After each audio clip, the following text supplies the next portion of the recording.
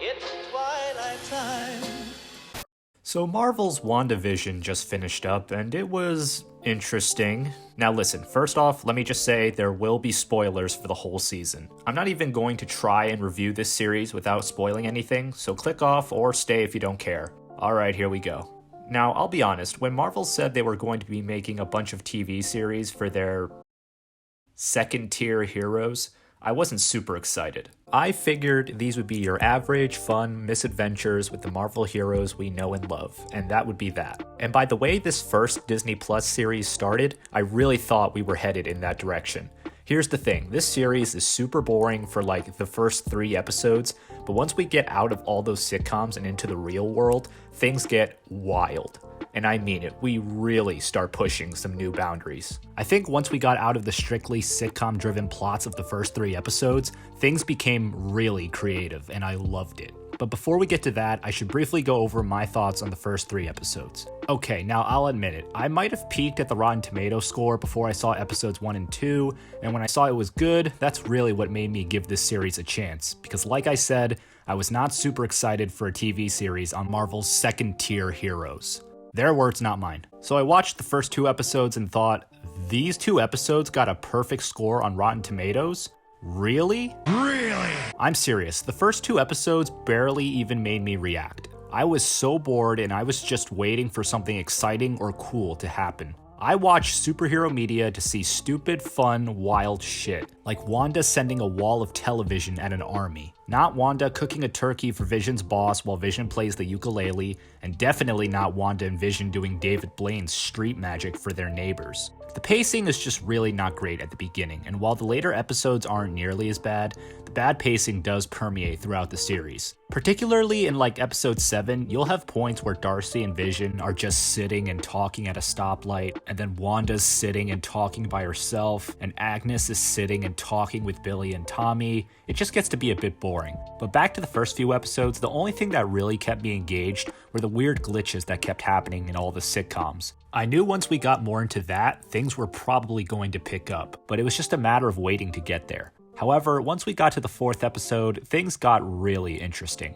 We find out Wanda created a fake perfect world where she lives the life she wanted with Vision, but at the same time, she's holding all of the residents of Westview, New Jersey captive so that they can play a part in her world. Once I saw we were going the House of M route, I was immediately intrigued. I also liked seeing some old characters returning. Monica Rambeau, who is now all grown up decades after the events of Captain Marvel, is back. Kat Dennings from the Thor movies is back. Even Asian Jim from the Ant-Man movies is back.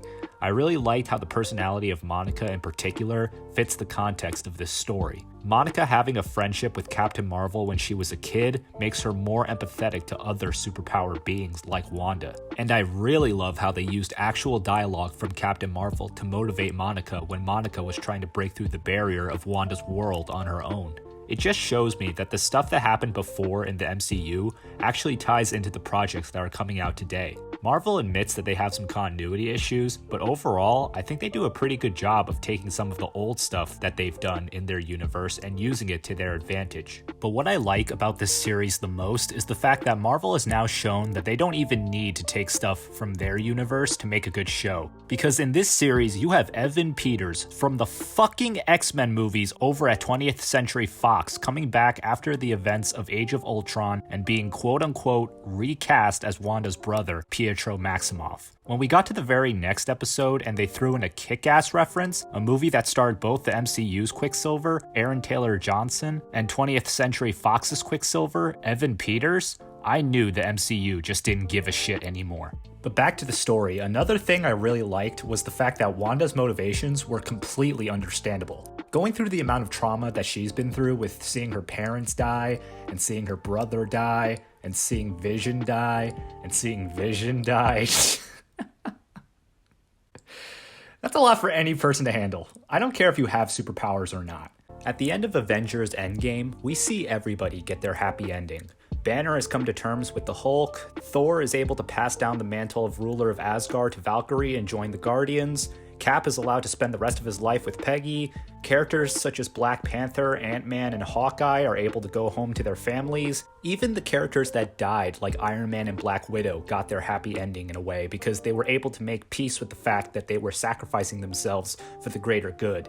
And Tony definitely got his happy ending because he knew that his family was going to be okay. However, Wanda really got the short end of the staff. She wasn't able to make peace with the fact that Vision died because S.W.O.R.D. took him and used him for their own self-interests. She was never able to say goodbye to her parents or her brother properly either. She was the one character that you could argue got just about no closure. So I totally understand the reason why she decided to create a perfect world where she could finally have everything and everyone she wanted. However, one thing I really did not like was the introduction of Agatha Harkness at the end. I really didn't think we needed the generic big bad supervillain you see in every superhero movie. The story of Wanda committing crimes for her own self-interest is enough to run this series. I really didn't think we needed Agatha to affirm that Wanda was one of the good guys. This story really should have hinged on the concept of moral ambiguity, how even though S.W.O.R.D. is doing the right thing by trying to stop Wanda, at the same time they're taking away the only thing she has left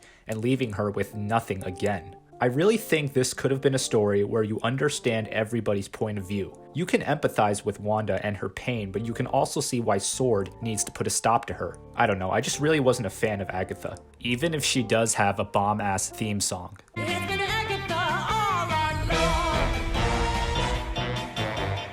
I was afraid at the end that I had it all figured out when Agatha showed Wanda moments of her past, and I thought Wanda was going to see the error of her ways, and then she was going to team up with S.W.O.R.D. to fight Agatha, and it would ultimately end with Wanda restoring things back to the way they were.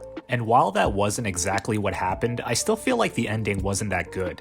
Like, it all felt really anticlimactic. Wanda turning into the Scarlet Witch was cool. I mean, somehow I completely missed the fact that nobody has actually formally called her the Scarlet Witch yet, but she beats Agatha, this super powerful witch that has experience back to the Salem witch trials, just by using Agatha's trick with the runes against her. Vision just gives White Vision his memories, and then White Vision just leaves. That's all it took. S.W.O.R.D. designed White Vision to be their weapon of mass destruction, and Wanda's vision just tells them a little story of a Greek hero and he leaves. Wanda's kids had no training but effortlessly took out an entire army and stopped Hayward from executing them.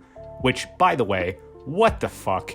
Hayward was seriously about to execute two 10-year-old kids on the spot. I could not have been more wrong about S.W.O.R.D. potentially being good guys by the end. But then Darcy stops Hayward by crashing into his car with an ice cream truck. Are any of these instances of the heroes beating the villains feeling pretty underwhelming to anybody else? It just feels like it's all resolved too easily. But either way, Wanda restores things back to the way they were and says goodbye to her family. And I'll be honest, by just letting her kids go to sleep and disappear, and given that this is like the 8th time I've seen Vision die at this point, and with White Vision being out there in the world now with Vision's memories, plus with that ending feeling pretty unearned, I just didn't have it in me to be emotional anymore. I think the 2 post-credits scenes were pretty cool, because I mean, I guess Monica is going to be headed to space to join Nick Fury, and Wanda is going to be in Doctor Strange too. That could be fun. Either way, I was a little disappointed with the ending. Not just because it was anticlimactic, but because by then, we still didn't get to see a really cool cameo like Reed Richards or Mephisto or anything like that. But that's mostly my fault for getting excited about rumors and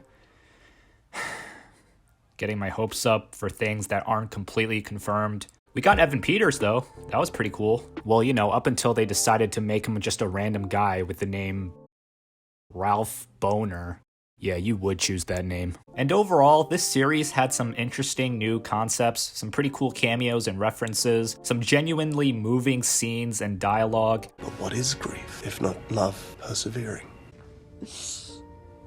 I'm sorry, Happy. I'm sorry. And it was just pretty fun to watch throughout. So I was going to give this first season of WandaVision an 8.5 out of 10, but then I remember how I didn't like the first couple of episodes or the ending, and how there were little problems like the pacing throughout the show, and that makes me not like it as much. So for now, we're going to give WandaVision Season 1 a 7 out of 10.